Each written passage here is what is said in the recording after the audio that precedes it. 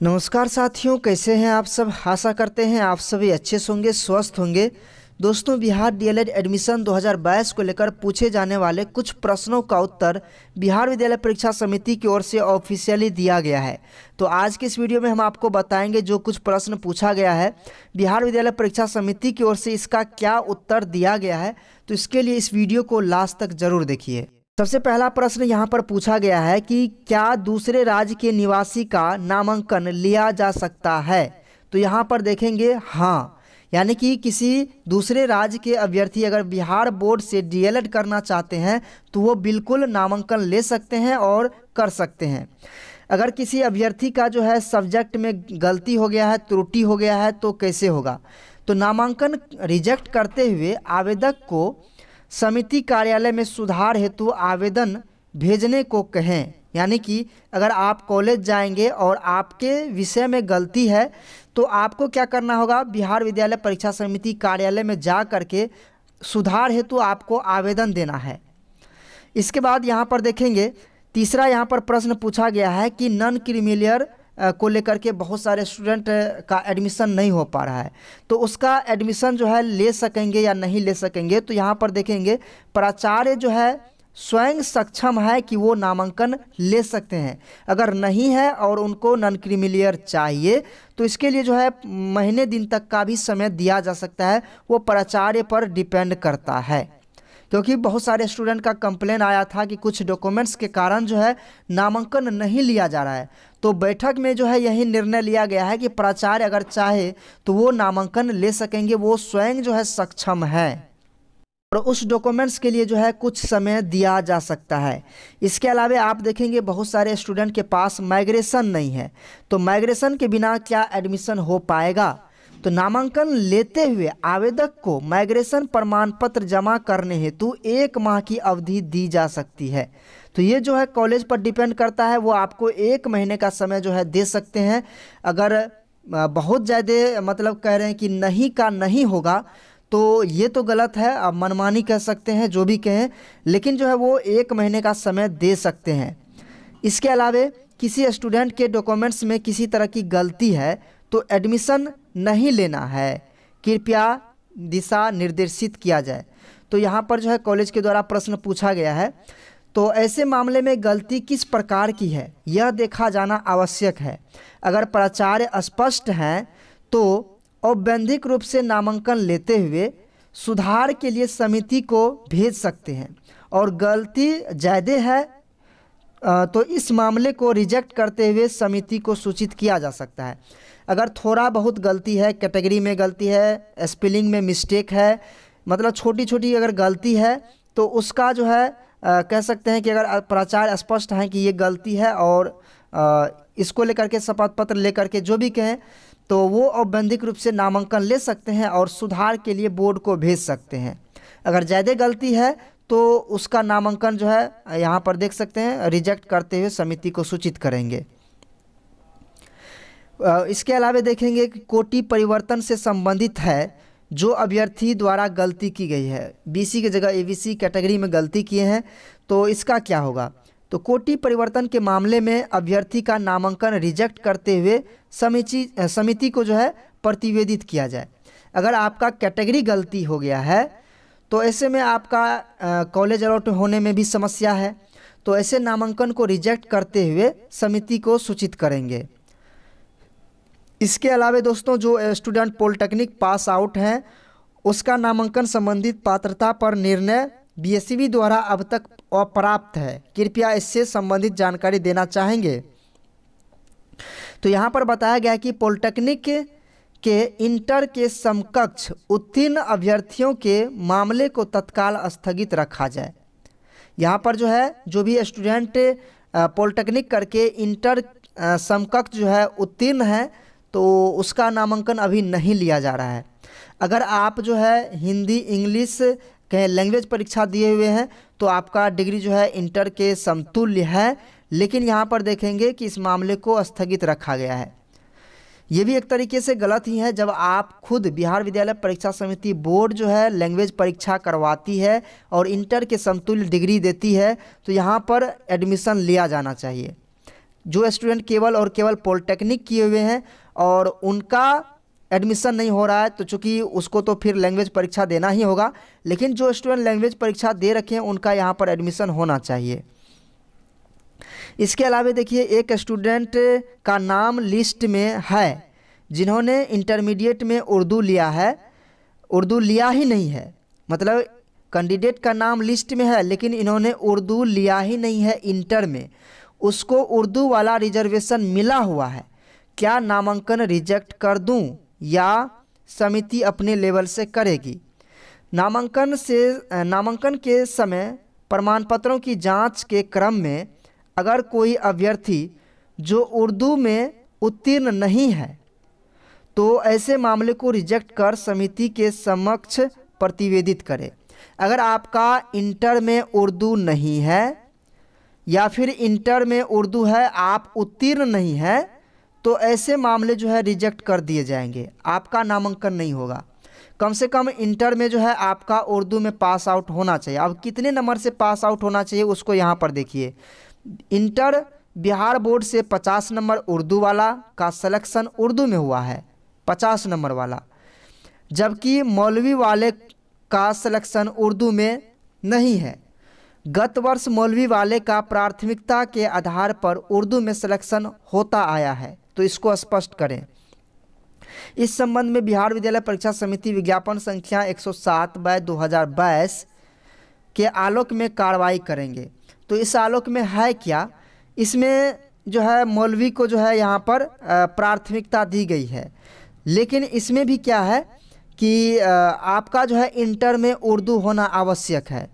तो उसमें क्या था कि 100 नंबर का अगर आपका उर्दू है तो आपका जो है डीएलएड में उर्दू विषय हो सकता है, 50 नंबर का नहीं। तो इसको जो है पिछले नोटिस में भी जो है पूरी तरीके से मेंशन नहीं किया गया है, यहाँ पर लिखा हुआ है लेकिन मुझे नहीं लगता है कि इससे स्पष्ट हो रहा है। आगे देख लेते हैं। इसके बाद देखेंगे कुछ कॉलेज ऐसे हैं जहाँ पर कैपेसिटी की बात करें तो 100 स्टूडेंट का नामांकन लिया जा सकता है, लेकिन उसमें हुआ क्या है कि 92 स्टूडेंट का ही जो है सिलेक्शन लिस्ट जारी किया गया था। तो बाकी सीटों को कैसे भरेंगे, तो उसी के संबंध में है कि अगले राउंड में जो है प्रथम सीट में अगर सूची में नहीं हो पाया है तो दूसरी या तीसरी सूची तक जो है सीट भरा जाए। इसके बाद यहाँ पर देखेंगे 107/2022 में कहीं भी जिक्र नहीं है कि इंटर में पास हुए कैंडिडेट 2022 में इंटर पास हुए कैंडिडेट का एडमिशन लेना है या नहीं लेना है। उसमें केवल आयु सीमा निर्धारित की गई है। कैंडिडेट ऐसा आया है जो 2022 का इंटर पास आउट है और उसकी उम्र 1 जनवरी 2022 को 17 वर्ष और 2 महीना 16 दिन जो है हो चुका है। इस स्थिति में उसका नामांकन लेना चाहिए या नहीं, तो इस स्थिति में उनका नामांकन लिया जाएगा। क्यों लिया जाएगा कि 2022 में इंटर पास आउट है और 2022 को ही 17 वर्ष हो चुका है, 2 महीने 16 दिन, तो निश्चित रूप से जो है उसका एडमिशन होगा ही। इसके अलावा यदि कोई अभ्यर्थी बिहार बोर्ड में 50 नंबर का उर्दू विषय लिया है, उसको उर्दू आरक्षण का लाभ मिल सकता है या नहीं। तो यहाँ पर लिखा है कंडिका 9 में ही उत्तर समाहित है, जो कि यहाँ पर बताया गया है कि 107/2022 इस विज्ञापन संख्या में जो है बताई गई है। लेकिन इस विज्ञापन संख्या में जैसा कि हम आपको बताएं कि अगर आपका इंटर में 50 नंबर का कम से कम 50 नंबर का उर्दू होना चाहिए, तभी जो है आप उर्दू विषय ले सकते हैं। लेकिन मुझे नहीं लगता कि उसमें भी जो है पूरा चीज़ें क्लियर किया हुआ है। तो आपका 50 नंबर का है तो आपका उर्दू हो सकता है। तो इसके जांच के लिए यहाँ पर हम देखेंगे कि विज्ञप्ति संख्या 107/2022 को ओपन कर लिए हैं और यहाँ पर आप नीचे आते हैं। इस नोटिस को हम ओपन करने के बाद नीचे आ जाते हैं। यहाँ पर देखेंगे शैक्षणिक योग्यता है। शैक्षणिक योग्यता में यहाँ पर 50% कम से कम इंटर में मार्क्स होना चाहिए और यहाँ पर कैटेगरी का लाभ आपको मिलेगा। इसके अलावे 2022 में इंटर पास आउट होना चाहिए, वो चीज़ें यहाँ पर मेंशन नहीं है। लेकिन जनवरी 2022 को 17 वर्ष कम से कम आयु होनी चाहिए। और आरक्षण की अगर बात करेंगे ऊर्ध्वाधर आरक्षण का, तो यहाँ पर देखेंगे सभी कैटेगरी के स्टूडेंट को जो यहाँ पर आरक्षण का लाभ मिलेगा।